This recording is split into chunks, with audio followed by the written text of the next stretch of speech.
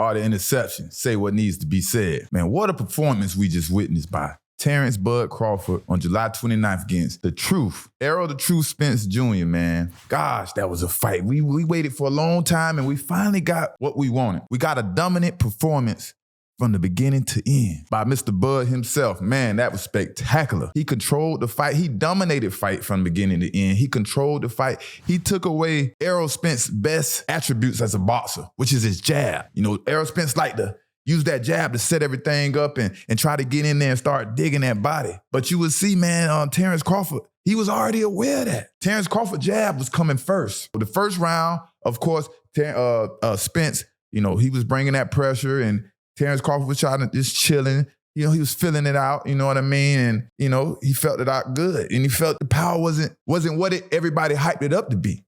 He then realized he's the stronger man in there. It was one situation in there where they got together and you'll see Terence Crawford, they was close together and you see Terence Crawford just push him like he was 10 times stronger than him. I don't know if he wasn't, Spence wasn't ready or bracing himself, but things like that in the boxing rings is going to show the alpha male in the ring that night. You know, those things are important. You can't let your opponent show any type of dominance towards you. You can't let him see that he's stronger. Spence, man, you know, shout out to Spence. We all love him, but the pressure just wasn't working. Where are the adjustments? There is no adjustments for a pressure fighter. That's why I picked Crawford to win. Crawford is by far an athletic fighter who adjusts on the run easily. And man, he made that fight look easy. I can't lie. I mean, his jab was stronger. He was quicker than Errol between the punches. I mean, and then when you see Errol Spence's first knockdown, when he got knocked down, you see it's like his spirit just went down. His first knockdown of his life. And then it was like, Errol Spence was like, man, this power. I had no clue that Terence Bud Crawford power was like this. His enthusiasm, everything just kind of went down. But he's a dog. He got tremendous heart. He tried to bring the pressure. He tried to step it up a notch. When he got knocked down, he stepped up that pressure a notch. But you can see his spirit was kind of down, and it was like, oh man, I'm in for a fight. Maybe one that I didn't expect.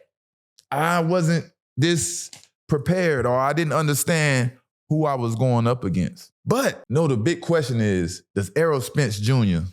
deserve a rematch?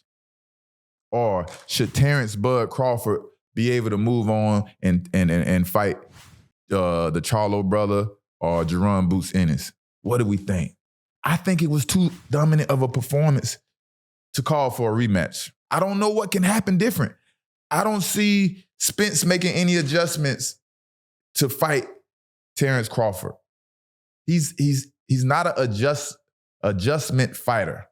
I have seen him do it before, but the pressure and pinning you against the ropes and breaking you down, that's his fighting style. Shout out to Terence Crawford. Like we said, man, that was a hell of a performance you put on. You dominated. You showed you had the power. You showed you had the strength, your wrestling background, your skills, your athletic ability, your fast twitch muscles. Everything showed that night and made you the champion. But I feel like there's one fighter out there that can match that energy. And it's only one in my opinion. And that's Jaron Boots Ennis at 140. If y'all fight at 146, 147, whatever. Jaron Boots Ennis is the same. And Jaron, like I said, they're the same type of fighter.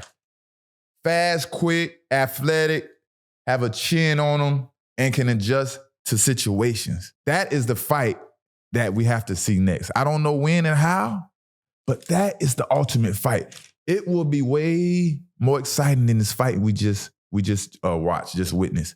Jaron Boots Ennis will challenge Terence Crawford. Do I think Terence Crawford will beat the Charlo brother? Yeah, I think he will.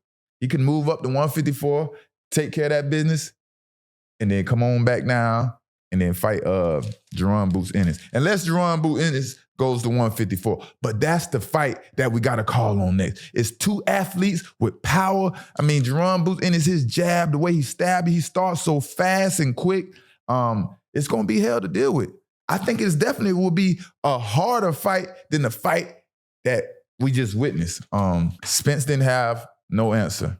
His defense didn't show up like it usually. We thought his tight was, tight defense. It just wasn't an answer, man. But, everybody didn't want to see it end like that, and that's the way it ended. And the worst thing about that fight is somebody had to lose. A lot of two of our favorite fighters just fought, and somebody had to lose. And one lost in an embarrassing fashion. But that's the sport of boxing. If you don't understand boxing, it's not a game. Them young men went out there and they put their souls and they put it on the line. And Terence Crawford was victorious. But like I said, comment down below, likes, comment, subscribe. Tell me, do you think Terence Crawford, likes, comment, subscribe. Tell me, do you think Errol Spence Jr. deserves a rematch? Let me know. Am I the only one that think like this? I know it's in his contract, but does Errol Spence really deserve this rematch against Terence Bud Crawford when Terence Bud Crawford just went out there in front of the world, dominated this fight in a highly fashion? And shout out them boys. It was 2 class acts, professionals, man. Already in the session where we say what needs to be said.